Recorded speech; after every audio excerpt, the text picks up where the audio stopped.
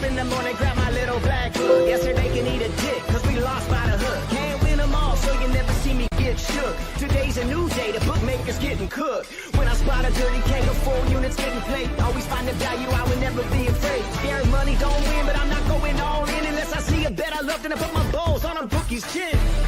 Let it all soak in, doubling my bread, winning money with my friends. If you got the itch and you wanna go big, follow Sharpie bets and you gon' really fucking win. This is not financial advice, it's entertainment. But if I find the right price, believe I'm parlaying it. You can see my spreadsheet, I'm winning, not just saying it. Profit in the green every week, I'm never negative. I can bet an ace or a shitty old picture. Pick the right spots cause I'm the K-Prop whisperer. Shut up when I speak until you finally get the picture. I'm the best in the world, tell me you getting richer. Fuck the bookies, fuck the bookies. FTB screaming fuck the bookies, fuck the bookies, fuck the bookies, fuck the bookies, fuck the bookies, fuck the bookies, fuck the bookies. FTB screaming fuck the bookies, fuck the bookies, fuck the bookies. Middle finger in the air screaming fuck the bookies. Let's get to the motherfucking monies. Let's get to the motherfucking monies. Welcome to the best MLB prop show on God's green earth. I'm Sharpie's Bets, and it's Tuesday, so you know what that means. Today we eat with ribeyes with Mike, as he has a ribeye giveaway he is doing, and he will talk about that when he comes on. I have written some fucking books today, guys, and as well as got some work to go to. So enough small talk. Let's get to the monies. Yeet, like he says right there. First guy on the board is going to be Tanner Bybee at the Yankees. Morning line, 5.5 plus 116 on FanDuel. Now plus 118, still on FanDuel. Pitching out 16.5 minus 125 to the over. Earn runs 2.5 minus 160 to the over. Projected lineup is 5 lefties and 4 righties. Bybee gets the Yankees, who over the last 15 days versus right-handed pitching are walking above league average, striking out 23% of the time with the second best ISO in that time span. And when we look at who they've seen, they had a great game plan versus Yamamoto, where he didn't go past 4 innings and had just 2 strikeouts. A series versus the Rockies and Angels, who don't have a pitcher I'm looking to back. And then a series versus the Rangers, where DeGrom went 7 innings, 2 earned runs with 9 punchouts, and then Eovaldi followed him up, 6 innings, 1 earned run with 6 strikeouts.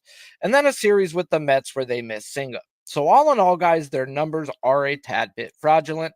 Top 2 ISO as the 3 dogs they seen? Nah, guys. They got to one of them, and the other 2 had quality starts.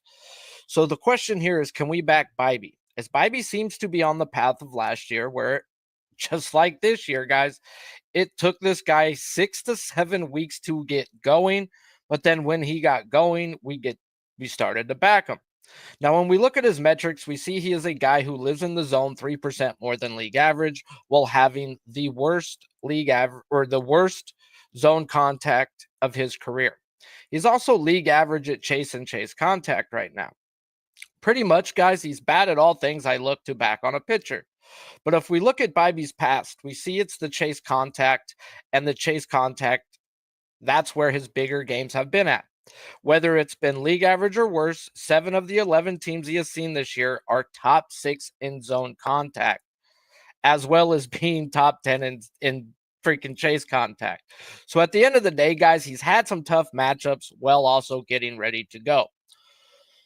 Well, when we look at this projected lineup, guys, I have 5 of the 9 who are league average or worse at zone contact, as well as 5 of the 9 being league average or worse at chase contact, with 3 being bad at both and 2 being good at both. All in all, it's not the 2/3 of the lineup I look for on a K prop, but the lean right now is over, and I'm just one guy away from getting there. As I do want to back Bybee, guys, yet the books are starting to scare me, as they have his earned runs at a 2.5 minus 160 to the over. And that may happen, but they also had that for DeGrom, guys, who went out there and shoved. Yet I freaking didn't bet DeGrom. And I did get what they were doing with DeGrom, guys, as he's been terrible versus lefties, at least hitting wise. Strikeouts have been the same. And the Yankees loaded up a bunch, and the books reacted to that. Cool. Bybee has the same splits this year, be it righties or lefties, when it comes to batting average and slugging. But there it is. The books see his home road splits. And everybody who bets, guys, regular capper, are going to go look at their home road splits. He has a 5 ERA on the road and a 2.43 at home. Well, they were flipped last year, guys, so I'm not going to put too much on that. He was actually better on the road last year than he was at home. So when this guy's career is all said and done, it's going to work itself out, and I'm not willing to put too much on a third of a season. Now, what I get right here, guys, is Bibee is in a freaking get back spot. He's in a spot that I want to back. Since last year, after giving up 4 runs in a game, the next game he has given up 2 runs or less in 9 of the 11 games he's been in, as well as 3 times being this year. And this year he hasn't given up more than 2 earned runs, with 2 of those games being a shutout. We have Bibee in a spot where he just gave up 4 runs. Bibee get back spots have been fucking real. And all in all, guys, fuck the bookies. That's the way this started, and that's the way it's going to finish, guys. I can't let them scare me by what they're doing with the guys that earn runs.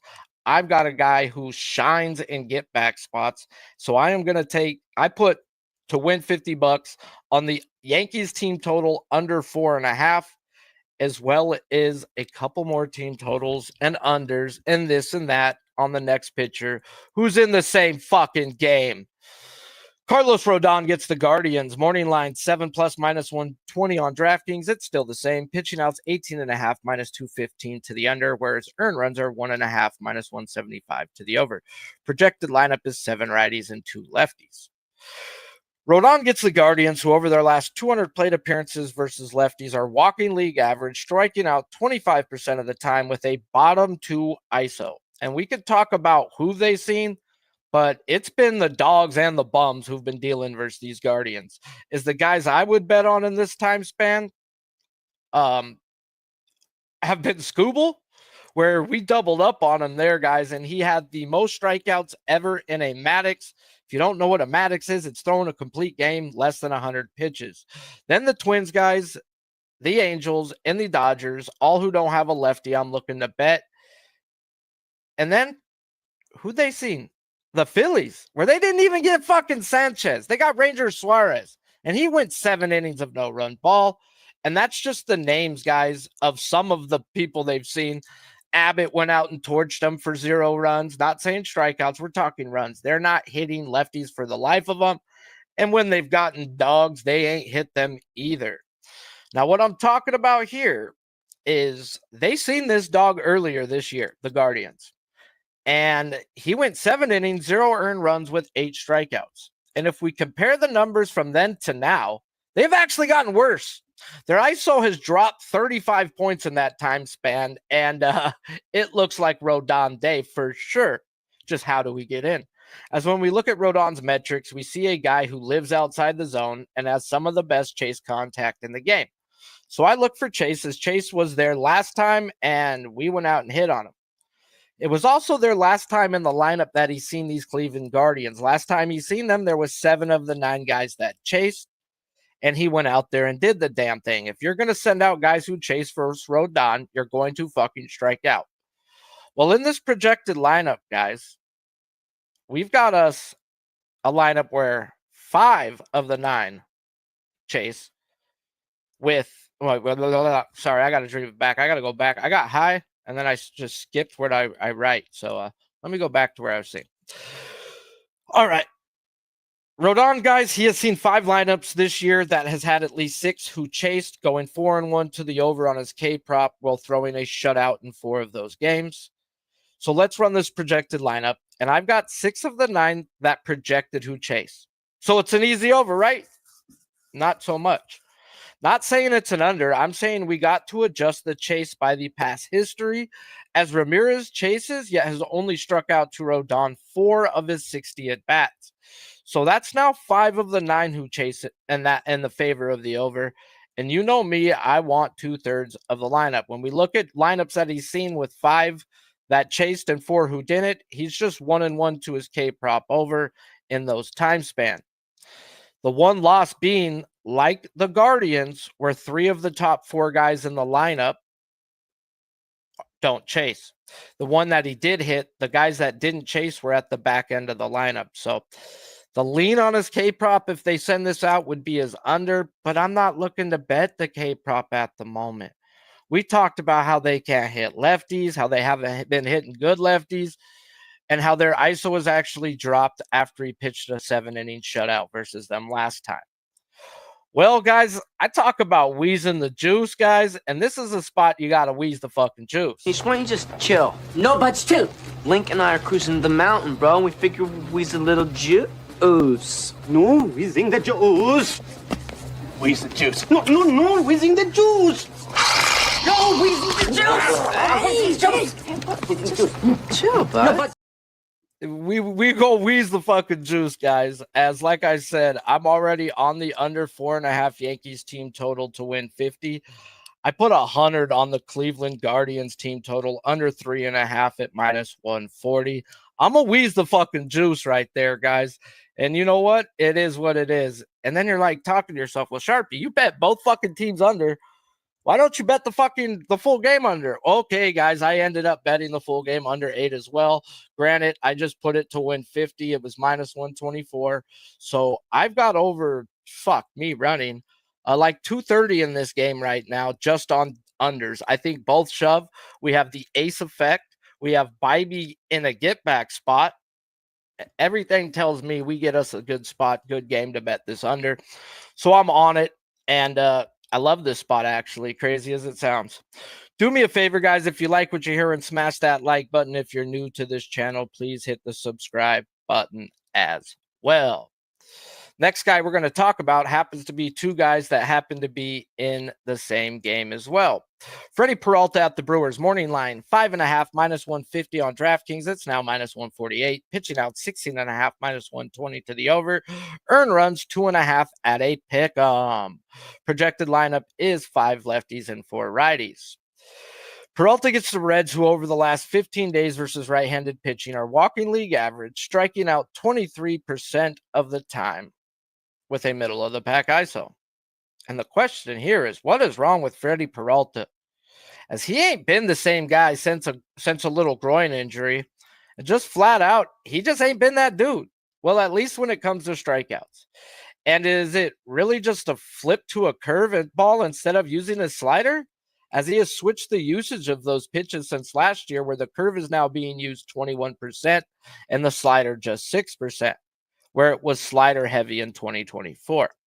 As it makes no sense, as he is throwing his curve and slider when he uses it 2 miles per hour harder with an extra 100 to 200 RPMs. So it can't be the pitch mix. It's got to be the groin. As Freddie has always been a guy who throws out the zone, yet his zone percentage is actually worse than it has been since 2020. He is just missing and not throwing strikes a lot. And a metric that shows it should still be money, guys, is the chase. As this chase contact is still upper echelon of starting pitchers, yet when we look at the lineups where he should have shined, where it had at least 6 who chased, he is just 1-3 to the over. So is chase not the metric? Well, in his games where the chase was not, and he is 1-3 to the over in those games. So the one game that it did go over was where the past history said over. So the chase is still the thing that I'm going to keep an eye on, guys. Is yes, it hasn't always been there in the overs, but it's also been there in the unders. I don't think it's his velo or a spin, as that's fine. And is it just him getting accustomed to a new pitch mix? Is that really it? Yet either way, guys, a third of the season in, and it's just not looking right for the ace of this Brew Crew, as he has his worst strikeout percentage through his career. So I run this projected lineup for Chase, and we have 7 of the 9 who are league average or better than Chase. Yet this is a divisional game, so we have a boatload of past history. And the guys who don't chase, who have seen him, are Friedel, who has struck out 23.5% of the time, De La Cruz, who has struck out 37% of the time, Lux, Benson, and Steer all above 50% of the time, with McLean striking out 5 of his 6 at-bats. So the only person who does chase and hasn't seen him is Espanol, and he's a walking dead spot.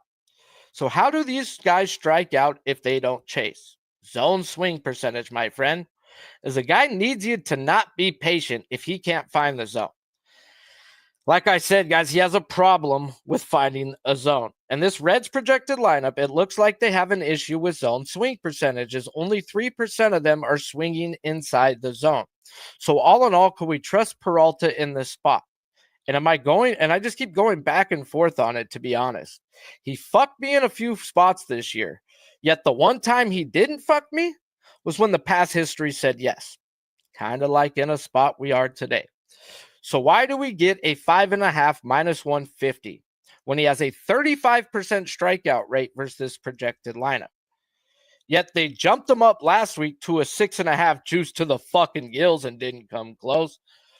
So we got to go look at the past 10 games. And he has had 6 strikeouts in just 4 of them.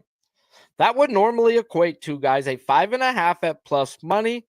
Then you take in the past history at 35%. Normal past history at like 28% would put this at like a minus 140. We're getting minus 150 because the 35%. Now, for me, if we get this lineup, I'm not paying juice on Freddie Peralta. That's just not fucking happening for me today. It's going to be a spot that I bet like Max Mayer last night. Now, my buddy at work hit me up and was like, Sharpie, I want to take the 8. And I says, bro, if he gets 7, he gets 8. And where I'm at with Peralta here is if he gets 6, he gets 7. So if this is the lineup I get, I'm going to take Peralta up to the plus money, take him at the 7, and just fucking let it go. But at this point in time, I just can't pay that type of that type of juice on Freddie Peralta. Now, one thing also, guys, is he's dominated Gavin Lux in the past. Where if you look through Gavin Lux's pitching, yeah, I hear you, Dana, bro. Let me see what I got Benson for, bro. I probably got him for 1.5. That's what's dead ass serious about that. But Benson, you puto, 1.5. But see, he struck out 3 of 7 at bats. So now who has struck out 4 of 9 at bats is Lux. And I've only got Lux for a half. If he fucking gets Lux and gets him like he used to, then fuck yes, bro. The 7's all there. But what I'm getting at too, though, with Lux and why I put him at a half is Lux throughout his career has had a problem with the slider. He don't throw a slider to lefties this year. He goes fastball, changeup, curveball to lefties, and only uses his slider to righties. Yes, this year we do have freaking Lux whiffing at a curveball near 30%, which, yes, he can be got. But, man, through his career, it's like 40% with the sliders. So, new Peralta, new type of dealings. But the past history played out in the Cubs game. And I've got to look if I'm going to bet Freddie Peralta today, not to wheeze the fucking juice and to just pay up the plus money and get there. Why don't you just chill? No, but still. Link and I are cruising the mountain, bro, and we figure we's a little juice. No, whizzing the juice. Wheeze the juice. No, whizzing the juice. No, we's the juice. Chill, bud. No, I'm sorry, guys, that I'm childish and I love that movie, so I'm gonna play some dumb shit every now and then. Hunter Green versus the Brewers. Every time I bet juice, the people in my chat, they put that guy right there, the juice thing, bro. You got to know what movie it's from. But let's talk Hunter Green versus the Brewers. Morning line 6.5 plus or minus 105 on MGM. It's now plus 105 on DraftKings. Pitching out 17.5 minus 175 to the over. Earn runs minus 160 at 2.5 to the under. Projected lineup is 5 righties and 4 lefties. Green gets the Brewers, who over the last 15 days versus right-handed pitching are walking top 3 in the league, only striking out 22% of the time while having a middle-of-the-pack ISO. And when we look at who they've seen in that time span that I would bet on, they've seen the Phillies, yet didn't get Wheeler or Nola. The Red Sox and Orioles, who don't have a right-handed pitcher I'm looking to back. The Pirates, where we bet Skeens, and he went 6 innings, 1 earned run with 8 punch-outs. And then the Twins, where Pablo Lopez went 6 innings, 0 earned runs with 6 strikeouts, and he ain't been the same, yet we will talk about him next. Then Joe Ryan went 6 innings, 0 earned runs with 9 strikeouts. So all in all, their ISO is not middle of the pack. It's bottom fucking 5 when they seen a dog. And Hunter Green is a fucking dog. As well as the Brewers' K percentage being as fraudulent as it comes. 22% my fucking ass. When they've seen the dogs, it's at a 33% clip. And like we said, this man is a fucking dog. He just hasn't had the right matchups since coming back from the IL. As Green is a guy I use zone contact for, as he lives in the zone 8% more than league average with elite zone contact, chase, and chase contact, while throwing a fastball slider combo to righties and adds a split to help him versus lefties. So we go check this projected lineup for zone contact, and we have 5 of the 9 who are league average or worse at zone contact.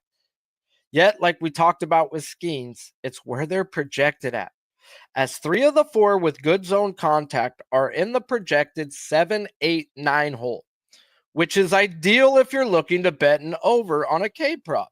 Now, other metrics that I look at and use with Green is zone swing percentage, as if you take pitches, good fucking luck, as he has had, as if he gets you from an 0-2 count to a 2-2 count, he is striking you out over 43% of the time, as well as even on a full count, striking people out more than walking people, damn near 10% more.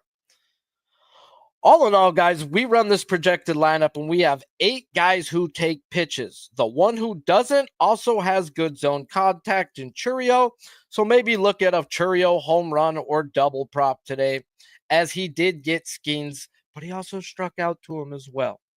And when we look at Green, guys, and we look at this lineup and we run it with the zone contact with the guys who take pitches, and we look at all the other lineups that this man has seen this year, when we look for that, he's only seen it one other time, and he's 1-0 to his K prop, where the zone contact was 5-4, but yet they took fucking pitches, and he went out there and slung up.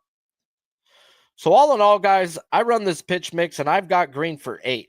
And that's with 2 dead spots and a question mark in the bottom 3, as the 2 dead spots are the 7 and 9 hole, as well as I have a question mark. So I have nothing. I just don't know what's going to happen with the 8 hole. And I still got 8. Now, that's just on whiff on his pitch mix. Now, if we look at Yelich, the past history says he ain't striking out, as he has only struck out 3 of his 17 at bats. Yet the pitch mix says he should go down multiple times today, if not at least once. And I think his K prop comes down to that. Does he get Yelich or not when it says he normally doesn't get him? So if this is the lineup I get, I'm probably going to look at Yelich strikeouts. If it's at 1 and it at a decent price, I might just bet Yelich to strike out today. Because like I said, I really do believe it comes down to, does he get him? And I think he does get him today. This is a different Hunter Green. Hunter Green is normally in the zone league average. Like I said, now he's in the zone 8% more than league average, guys. And Yelich has bad zone contact. And that is the way to get him. He as well whiffs at every fucking pitch he's going to get, the fastball, slider, and the split. So I do think it's time he goes down. So I will be looking to back Green, as well as maybe taking another bet just on Yelich to strike out as well. Do me a favor, guys. If you like what you're hearing, smash that like button. If you're new to this channel, please hit the subscribe button as well. Last guy we're going to talk about before we get into the hitting props is Pablo Lopez versus the Athletics. Morning line 7+ plus 102 on FanDuel. It's now plus 110 on MGM. Pitching outs 18.5 minus 185 to the under. Earned runs 2.5 minus 140 to the under. Projected lineup is 5 righties and 4 lefties. Pablo gets the A's, who over the last 15 days versus right-handed pitching are walking 2% better than league average, striking out 24% of the time while having a top 10 isolated power. And the A's have been very pick-onable as of late, guys, as they've been adding kids and people off the IL, it seems like, every other day. And it seems like they can't have a consistent lineup for 2 straight days. And you need consistency in baseball. And consistency has not been Pablo Lopez, as I did bet him last week versus the Rays, and it seemed like an ideal matchup to back him. And no. Boy, was I wrong. Now, when we look at Pablo's metrics, we see a guy who's in the zone 2% more than league average, and he's worse than league average at zone contact. He's actually 1.2% worse than league average if you want to be real about it. So a guy who pounds the zone with bad zone contact seems like zone contact would be the way. As last week, it was 5 of the 9 were worse than league average, yet the one of the good ones, it was Diaz. Let's just be real. The past history said he should have K'd him multiple times as he struck out 4 of 10 at-bats to him. He did not K him fucking once. So that tells me to pay attention to the past history, guys. But pay attention more to the new version of Pablo, as Diaz is elite at zone contact, and it says he shouldn't fucking strike out. So I'm going to pay attention more to the metrics than the past history when it comes to Pablo from here on out. We need to give them the credit that it is, guys, and his zone contact is some of the worst it's been in over 4 years. So it is what it is till it ain't. Now, if we look at the other times this year where he's had at least 6 of 9 worse than league average at zone contact, he is 1-1 to the K prop over, having 6 and 11 in those games. Yet he hasn't had more than 6 in any game that has had 6 or more with 6 or more that had good zone contact. So zone contact is definitely the way to go. And now is the zone contact gettable versus these A's? When I run this projected lineup, we have 5 of the 9 worse than league average at zone contact, with 2 of the bad kids who are technically, bad at zone contact. They have minimal plate appearances. So how much can we put into that? Now, when we look at what Pablo has done versus 5 of the 9 bad at zone contact lineups, he is 2-0 to the over, getting 6 in both of those games, where he was a 5.5. He's a fucking 6.5 now. They don't have so they don't have the zone contact at 2/3 of the lineup, and that's what I'm going to need to get in for at least 2 bet is K prop. Now, something I didn't look at last week that I should have, and I learned it listening to the game, is Pablo Lopez in day games. And I say that because he has a 4.8 ERA in day games, while an immaculate 1.6 ERA at night. He also has been better on the road by a whole run this year when it comes to his ERA. Now, the issue with me, guys, betting the A's team total under right away is the weather and the ballpark.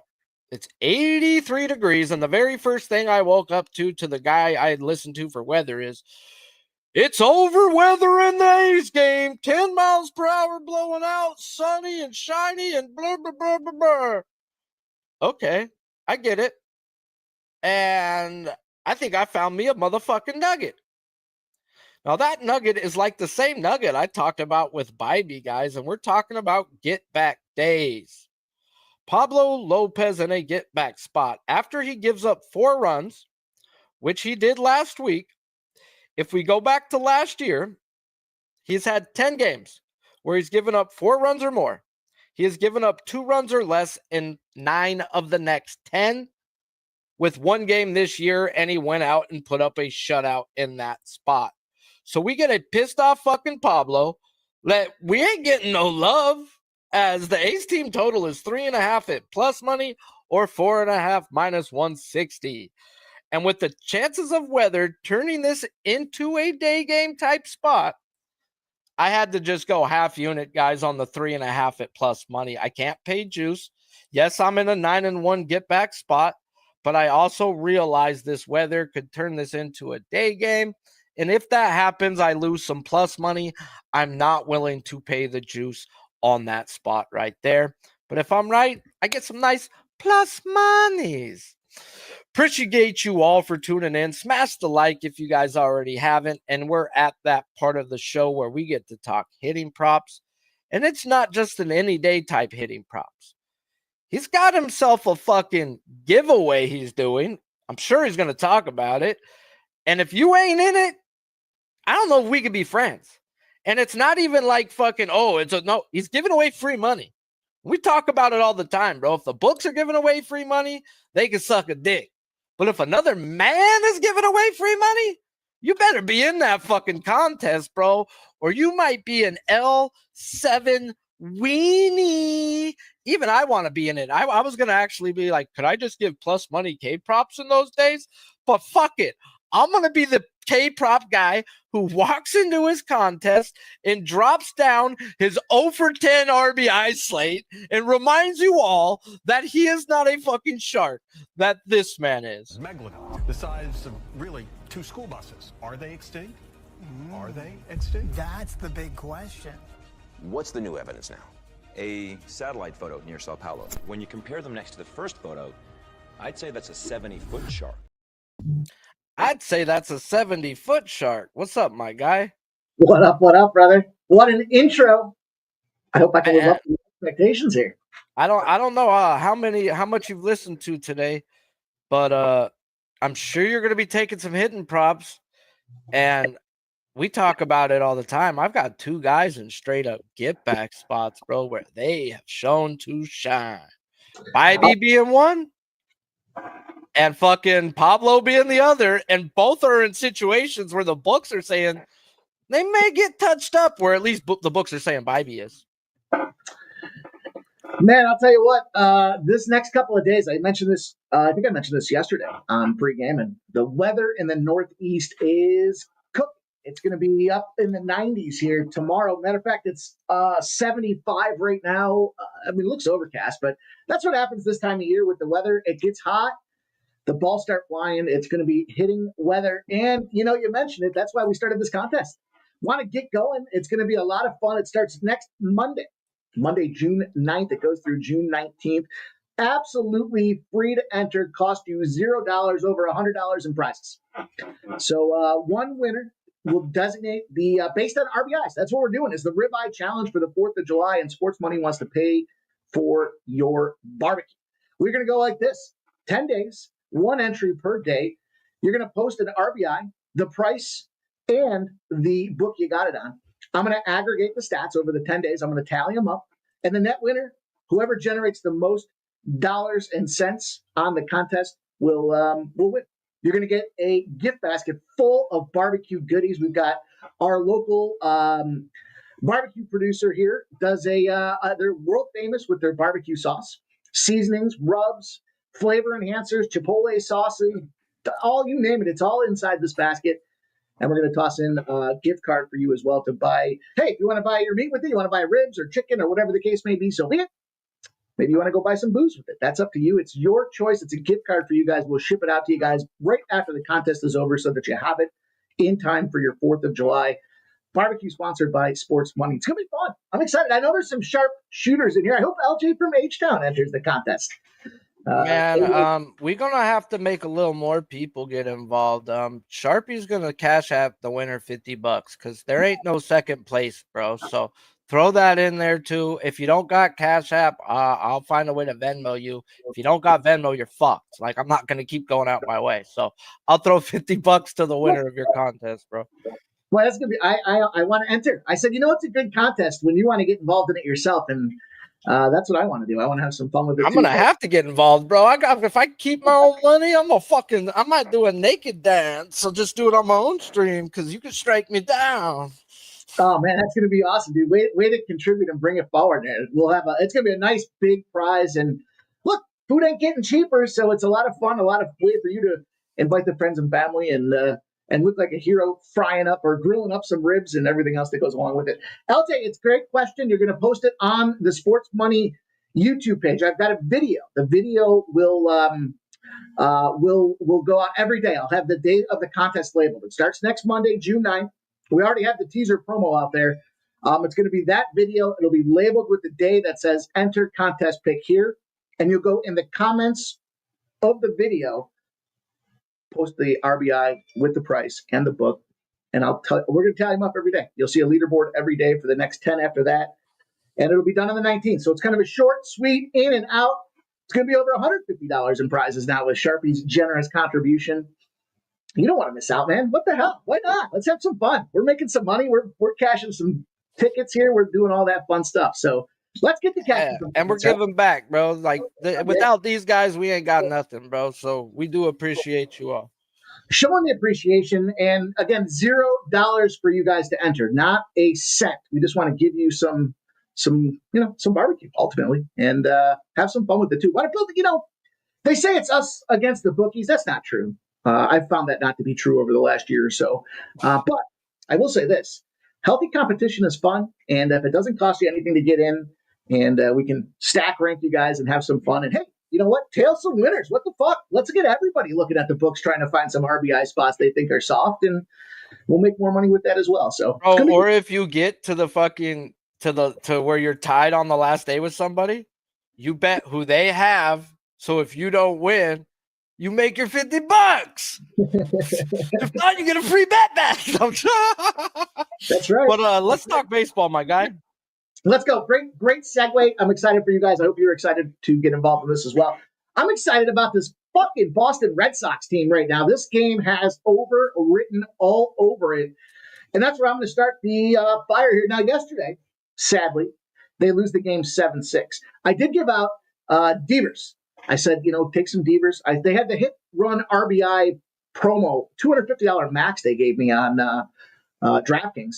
So I whacked it, and I made it a minus, I think it was like minus 115. He was like minus 155, minus one. Anyways, I brought it down to 115, and he got it right away, generates a double, and drives in an RBI. He's priced at plus 155, and you might say, hey, he's the guy to go to today. I can't disagree with you, but I think this is an over. I think this game's got runs written all over it, and I'm going to go. I think we found a new guy for the stable. We've been trying to build our stable of RBI hitters. How about a little Red Snyder, a little Robbie R, plus 175 for this guy. What I like about this is he is the guy that's trying to create accountability across the Boston Red Sox roster. So sometimes you got to look at the numbers, and we'll talk about those in a second. But you also have to look at the attitude and the persona these guys bring to the field. This guy seems like a lot of fun. He seems like he's a little comedian. He's out there creating new dances. He's got a home run celebration. And he comes out there a week ago and he says, we suck right now. I mean, think about this. This guy he's drafted by the Yankees. He comes into the Red Sox and he's just kind of calling it how it is, saying, we suck. He doesn't suck. If you look at his numbers since May 1st, this guy is nuking not just everybody. He's nuking lefties. That's what we want to focus on here, because Yusei Kikuchi very much is that lefty that is vulnerable out there. I like to pick on him every chance I get. 271 batting average, a 417 OBS. I mean, this guy's just consistent as hell when it comes down to it. And he's got a 333 ISO. To put it in frame and perspective, the league is averaging a 140. So this guy's just nuking it. 12th best in Major League Baseball. And who does he compare with? Guys like Pete Crow Armstrong, our Cub that we put him in the arsenal before he even started playing this year. Tremendous month for that guy as well in the month of May. And here's a guy that kind of keeps stride with him. Look, his last 7 games, he's got 4 hits. He's got 3 runs. He's got 5 RBIs. He's going out there. Now, this guy ranks higher statistically in the last 30 days than guys like Devers, Narvaez. He's just going out there. He's playing consistent ball. He's the star that stirs the drink, or at least he's trying to be. And he's priced at plus 175. So Ref Snyder, plus 175 is going to open the book for us when it comes to MLB. Now, like I said, I might do a little 2-leg parlay here with Ref Snyder and Devers as well, because why the hell not? At plus 155, he's got a great price tag around him. But for me, give me Robbie R, give me plus 175. That's going to kick us off. Boston, side note, bonus bet. I like that game to sail over the number, and we'll talk about that when it comes to pre-gaming. So that's a little bonus bet for you guys, Sharpie.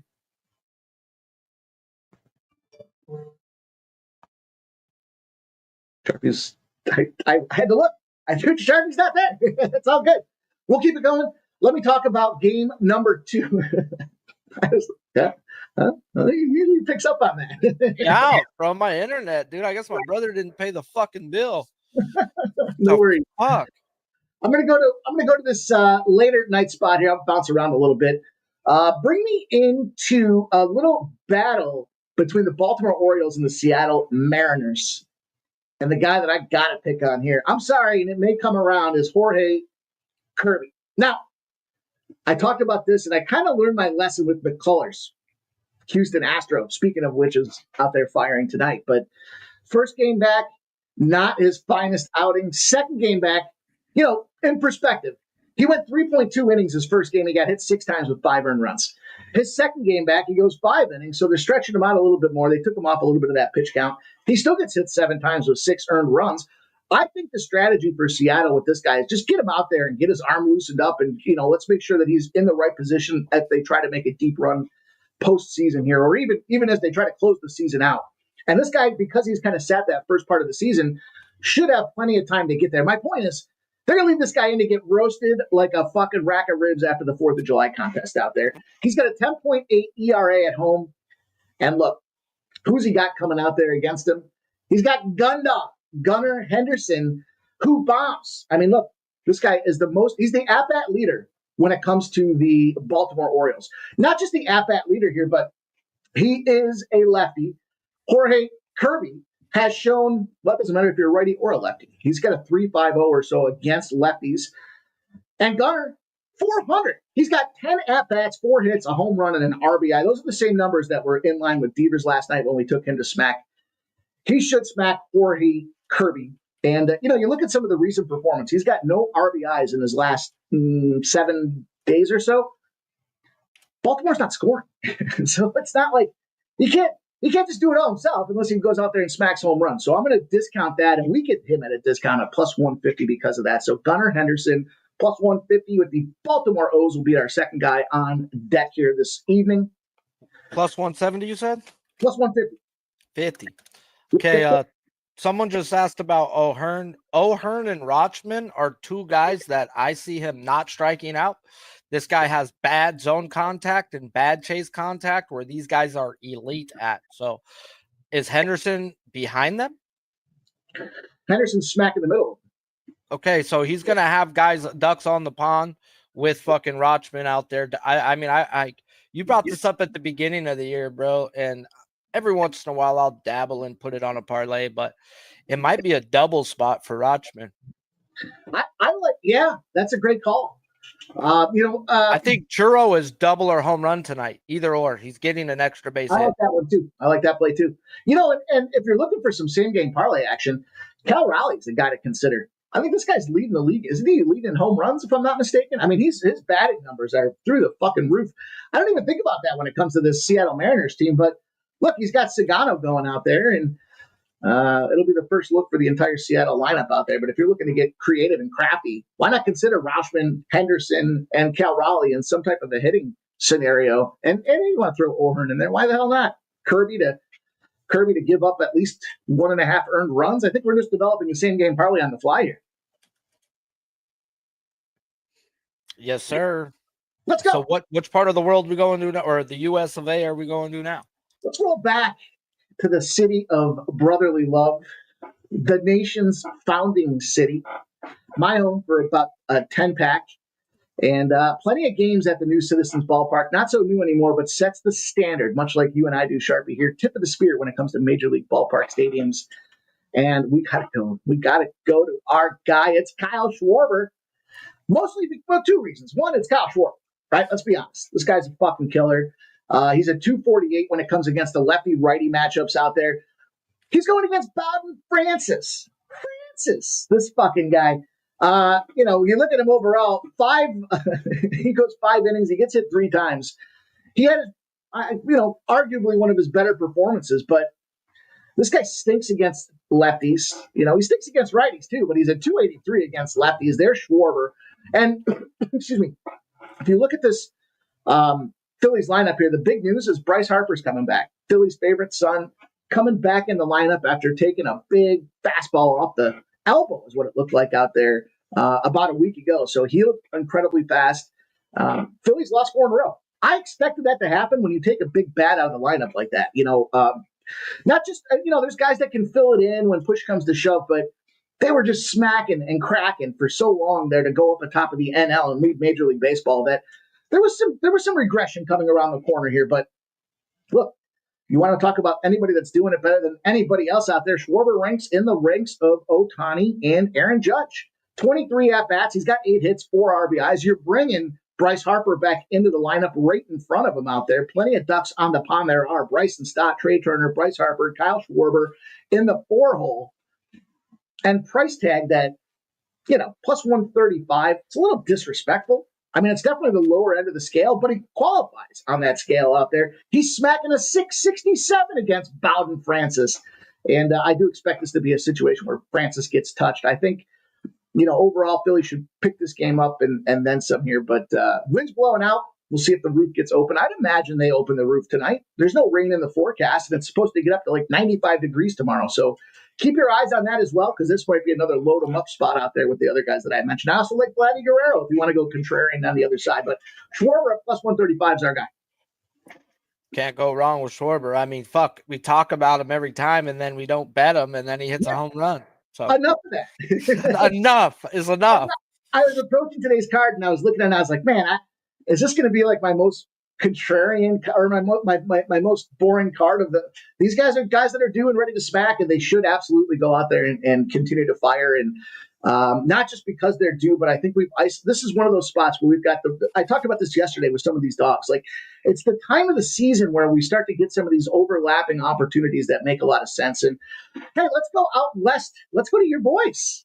Let's go to the Doyers, those Doyers out there, and see if they can't find a way to come back. Now, sorry for everybody that jumped on the over yesterday. This is why late betting is great betting. It was an under from the get-go. Now, the challenge was, were we going to go out there and see, Blackbird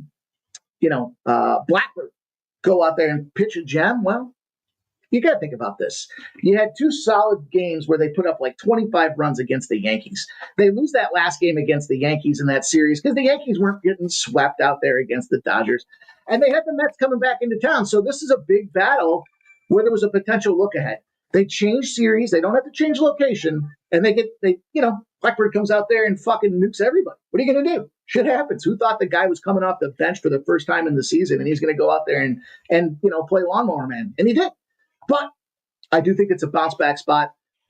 McGill, here's the thing. This guy, he's a K monster. He gobbles up strikeouts, right? 6, 7. He had a 4 in there, follows the 4 up with a 10, comes back to a 6.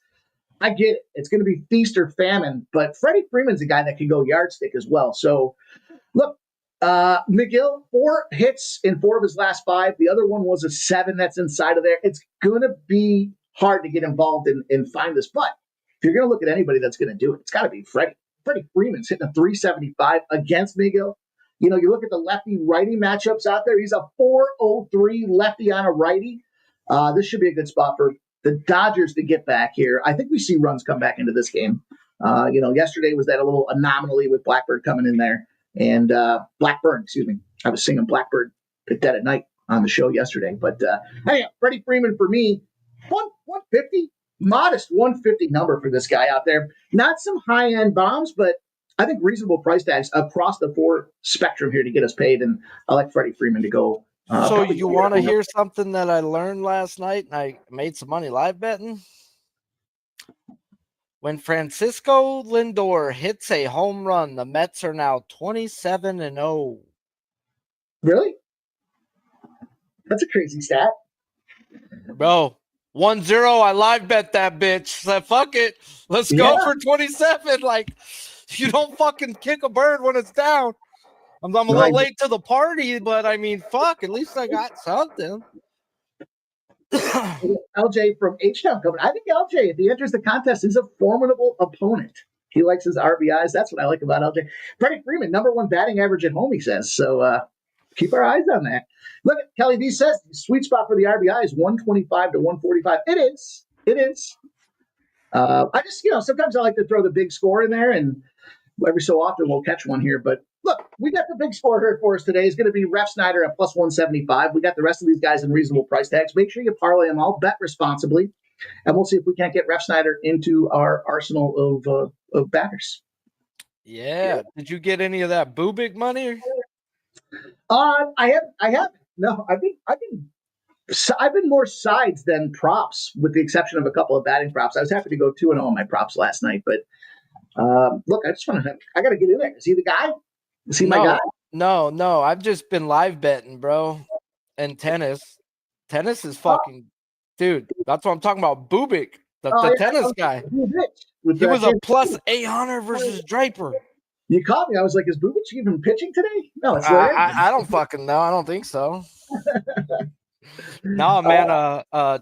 Just betting unders, bro. Just making money on tennis, betting unders.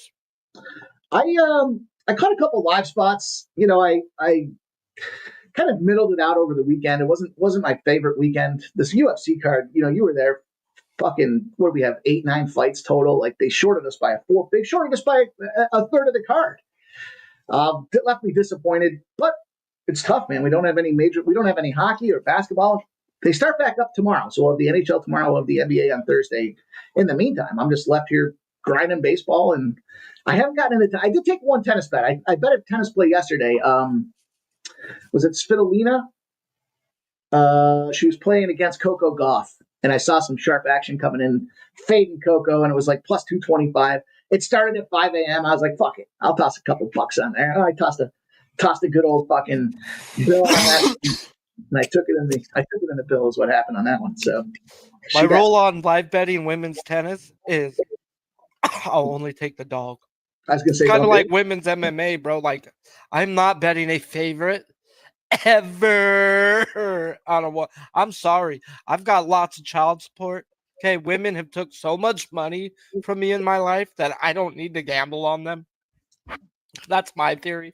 But Mikey Mike, appreciate you as always. Yeah, man. Let them know what you got going on today and where they can find you.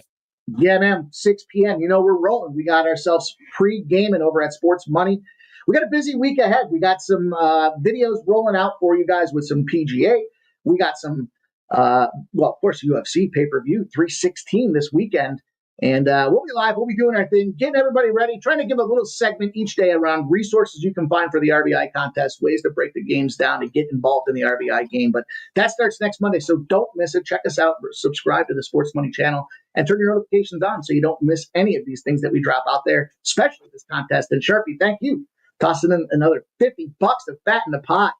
Someone's going to have a nice barbecue. Man, someone going to eat, bro, or at least smoke some good weed, not eat. But either which way, we got you guys. Smash the like if you guys haven't. My dumbass hasn't even bet a prop yet and got 300 already on the line. I did bet just $50 on the under 3.5 team total at plus money for the A's. I do have 100 on Cleveland's team total under 3.5 at minus 140. And then I have to win 50. I'm a fucking cock. Under 8 in the Yankees game, and then I took also the Yankees team total under 4.5. I was just digging, and then I bet 2 fucking team totals, and I'm like, why am I not on this game? So I took the fucking game because I do like both of those bullpens. Now, you got me looking at the weather, and I'm over here like, fuck me, but that's how I could always go back and forth. I do what I do, and I got to let it. It's out of my hands from here on out, guys. So let's just keep it going. Let's fuck these bookies square in the eye hole. And if you got to wheeze a little juice sometimes, then wheeze the fucking juice. Why don't you just chill? No buts too. Link and I are cruising the mountain, bro, and we figure wheeze a little juice. No, whizzing the juice. Wheeze the juice. No, whizzing the juice.